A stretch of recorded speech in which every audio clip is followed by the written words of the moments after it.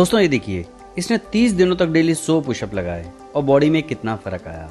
Chest, back, biceps, triceps, abs, पूरी body में change आया है। दोस्तों अगर आप भी अपनी बॉडी में चेंज लाना चाहते हो, बॉडी बनाना चाहते हो, वेट गेन करना चाहते हो, तो अगर आपने डेली सिर्फ 100 पुशअप भी लगा लिए तो आपकी बॉडी में काफी चेंज आ सकता है। आप भी अपनी बॉडी बना सकते हो।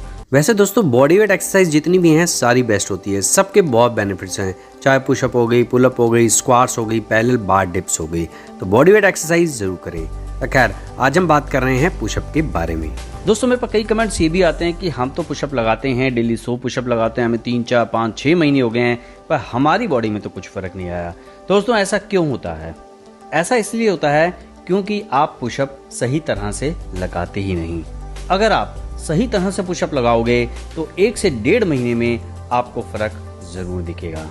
उन्हें पता ही नहीं होता कि पुशअप लगाने का सही तरीका क्या है, हाथ कैसे रखने हैं, पैर कैसे रखने हैं, उन्हें नहीं पता, इसलिए उनकी बॉडी नहीं बन पाती।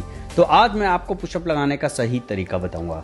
अगर आपने इस तरह डेली 100 पुशअप भी लगा ली तो आपकी बॉडी में भी जबरदस्त चेंज आएगा।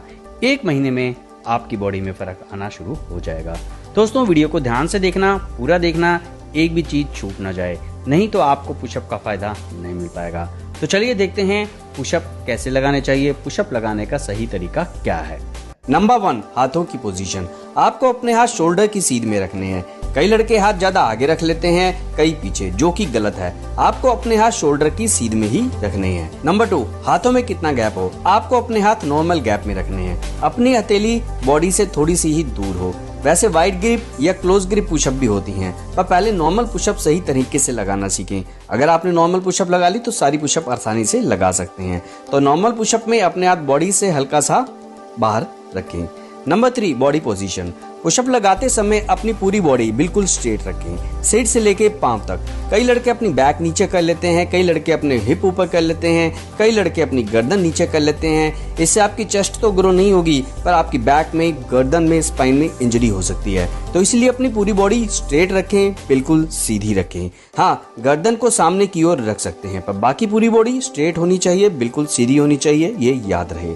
Mistake number 4, elbow position. कई लड़के अपनी एल्बो बाहर की ओर रख लेते हैं तो कई अंदर की ओर। अपनी कोहनी नॉर्मल पोजीशन में ही रखें, 90 डिग्री में ना रखें, सिर्फ 45 डिग्री में ही रखें। मतलब न ज्यादा बाहर और न ज्यादा इतनी अंदर कि कोहनी बॉडी के साथ चिपक जाए।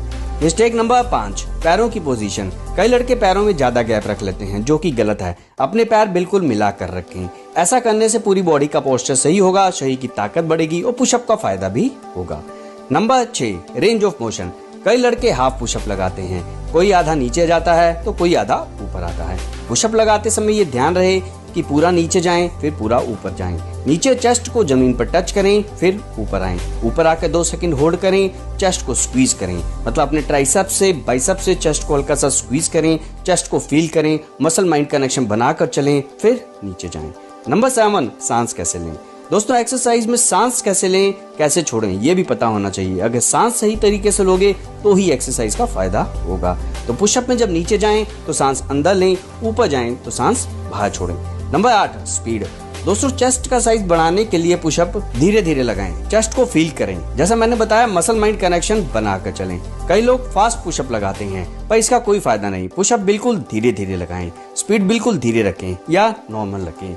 मिस्टेक नंबर 9, जब भी आप पुशअप लगाएं तो अपने शोल्डर को पीछे की ओर झुका कर रखें। जैसे आप खड़े होते हैं, बाइसेप्स कर्ल लगाते हैं तो अपने शोल्डर नीचे की ओर होते हैं, उसी तरह इसमें भी शोल्डर नीचे की ओर ही हो।